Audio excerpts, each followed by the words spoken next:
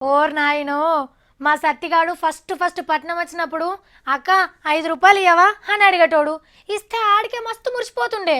కానీ ఇప్పుడు 500 మీదకెళ్ళి దిగుతలేడు. జేబులా ఓ 5 పచ్చ నోట్లు లేందే బయటికి పోనక్క అంటున్నాడు. ఎన్నో ఊర్లో తిరిగేటోడు పట్నం వచ్చి గింత డెవలప్ అయిండు. కానీ గీ పోరగాన్లేంద్ర నాయన గింత పెద్ద పట్నంలో వండుకుంటా గింత బేకర్గా అల్లైండ్రు. పైసలు ఇల్వ తెలియదు, ఆటి సంగతి తెలియదు. కరెక్టే, మా సత్తిగాని బిత్తిరోడు అనుడు కంటే ఈ సొంటోళ్ళని అనుడే కరెక్ట్. ఓ పారికి నోటు మీద నజరయ్యిండ్రి.